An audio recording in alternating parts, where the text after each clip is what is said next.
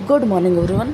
सुबह की शक्ल मेरी देखने लायक नहीं रहती है, इतनी गंदी शक्ल रहती है भाई, आंखें खुल नहीं रही है।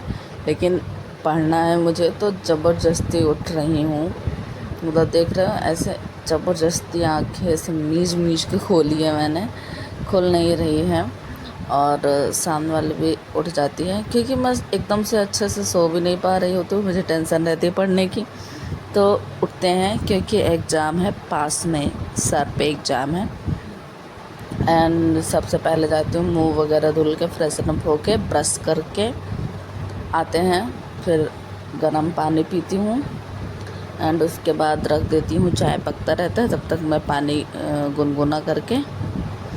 गर्म पानी का मतलब ये नहीं होता है गर्मी में बॉयल पानी पी रही हूँ, हल्का सा गुनगुना रहता है जिससे मेरा गला ना ख़राब हो, बस इसके लिए।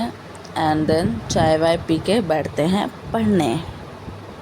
और मैंने पहले पढ़ रखा था, बट अभी मैं जो पढ़ रही हूँ तो लास्ट मोमेंट पे मैं कुछ रिवाइज करने के लिए लगभग 10-15 पेज का नोट्स बनाती हूँ, क्योंकि एग्ज़ाम से 2 दिन पहले अगर हम जा रहे हैं तो 1-2 दिन पहले कुछ वैसा नहीं पढ़ा जा सकता है, और पढ़ा भी नहीं जाता रहता है कि सारा रिवाइज कर लो, मोटी सी नोट्स बनाए हो तो।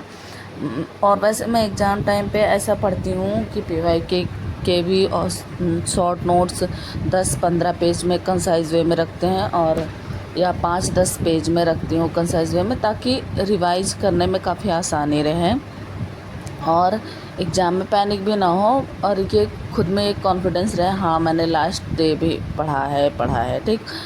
वैसे लास्ट में अगर 1-2 दिन नहीं पढ़ रहे हो तभी ज़्यादा बढ़िया रहता है, क्योंकि दिमाग स्थिर हो जाता है सारी चीज़ें। वरना एकदम लास्ट मोमेंट तक पढ़ने पे क्या होता है, कुछ चीज़ें हम आते हुए भी बहुत इजी रहता है, वो भी गलत कर देते हैं। तो बहुत इजी क्वेश्चन रहेगा, ऐसा लगेगा अरे ये इसका तो ये ही था, बट उसके बाद जब आप इसको कर दोगे फिर आओगे घर या रूम पे, तब देखोगे कि अरे यार ये तो इतना आसान था, इसका लॉजिक मैं कैसे नहीं लगा पाई या नहीं लगा पाया। मतलब हो जाता है ऐसा कि उस टाइम आपका दिमाग नहीं काम करता है। तो इसलिए मेरे को लगता है कि 1 दिन पहले 2 दिन पहले, और जितना ज़्यादा पीछे मैं छोड़ देती हूँ उतना मुझे कन्फ्यूजन एग्ज़ाम के मोमेंट में कम होता है। अगर जब मैं एग्ज़ाम देने बैठी हूँ, मेरे पास क्वेश्चंस मैं लगा रही हूँ, जितना पहले मैंने पढ़ाई छोड़ी है, जैसे 3-4 दिन पहले छोड़ी है, तो मतलब एकदम से नहीं रहता कन्फ्यूजन बहुत ज़्यादा। एक आध क्वेश्चन में आया है, नहीं जो आया वो आया, ये कन्फ्यूजन नहीं रहता है। ये नहीं रहता कि जो नहीं आया वो तो नहीं ही आया, लेकिन जो आ रहा है वो आ रहा है, बस हाँ ये आ रहा है ये लगा दो।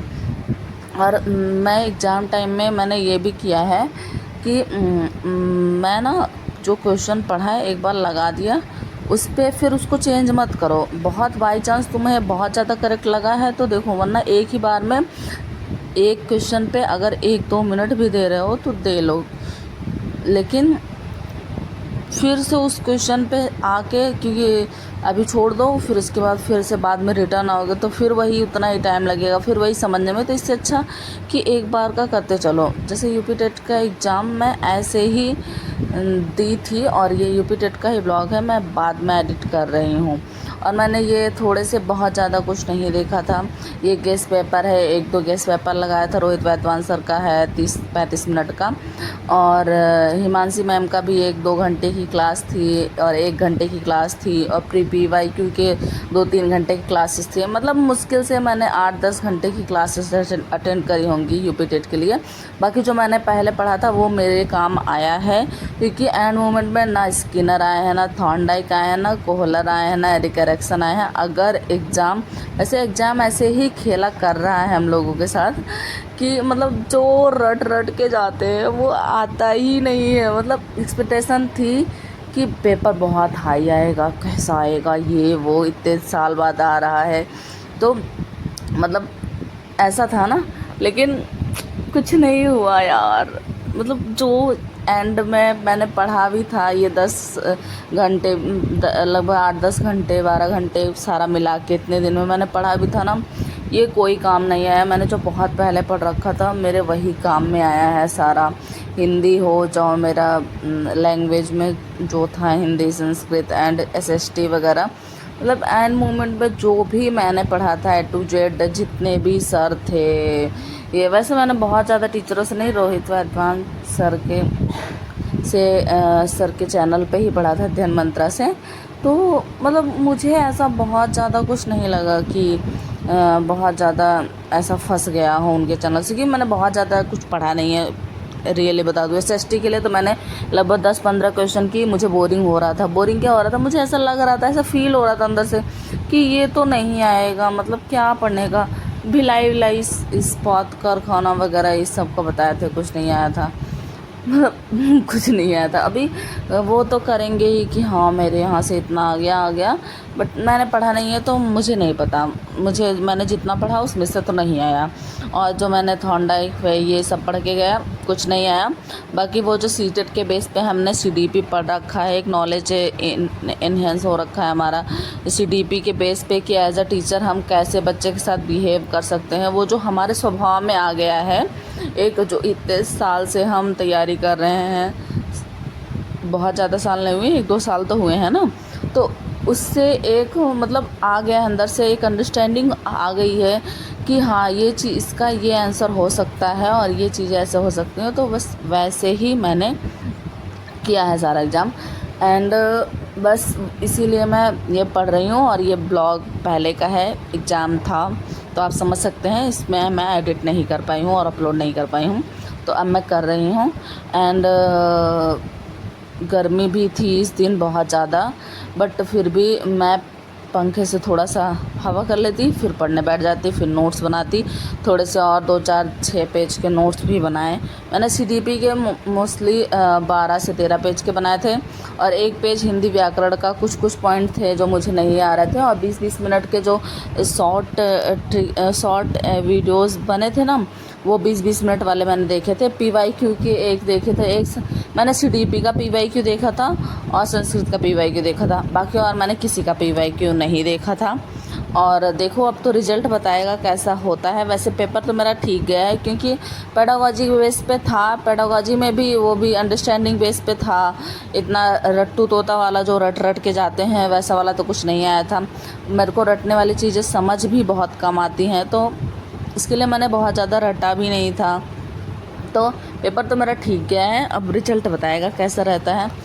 बस बेइज्जती ना हो, फेल ना हो जाऊँ मैं। वैसे मुझे नहीं लगता है कि मैं फ़ेल होऊंगी, क्योंकि अगर मैं फ़ेल हो गई तो मैं मान लूँगी कि हाँ मेरे में टैलेंट नहीं है, वरना पिछले 2 मंथ से मैंने पढ़ा नहीं था, बट उस बेस पे भी मेरा एग्ज़ाम काफ़ी अच्छा गया है। तो मुझे लगता है कि मैं पास हो जाऊंगी, और क्या। इसके बाद मैं चली जाती हूँ, पढ़ने के बाद मैं चली जाती हूँ नहाने, नहा के आते हैं, खाते पीते हैं, और देन चले जाते हैं ऑफिस। और ऑफिस से आते हैं रात को 11:30-12 बजे के राउंड, देन खा पी के सो जाते हैं। अच्छा खासा छाता लिए हैं, लेकिन आज के लिए बस इतना ही। एक छाते में आ नहीं रहे हैं 2 लोग।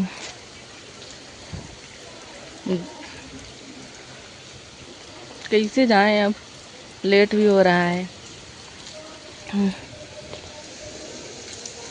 टाइमिंग कैसे दिखाऊं, देखो हम टाइम से काफ़ी पहले निकले थे, लेकिन बारिश हो रही है। फिर हम भगवान से प्रे करते हैं, भगवान 10 मिनट के लिए बारिश रोक दो, तो थोड़ी देर बाद रुक जाती है। फाइनली हम जल्दी भागते हुए जाते हैं ऑफिस, एंड रात को आते हैं हम। ये बनाए रहते हैं, और कितना मस्त आया है, मतलब फ़ोटो खींचने का श्रेय तो मुझे जाता है। वीडियो कितनी अच्छी वीडियो बनी है, मतलब क्लीन एकदम। तो चाय पीते हैं और ये खाते हैं, मौसम तो अच्छा रहता ही है। आज के लिए बस इतना ही। Thank you for watching. Like share subscribe ज़रूर करें। बाय।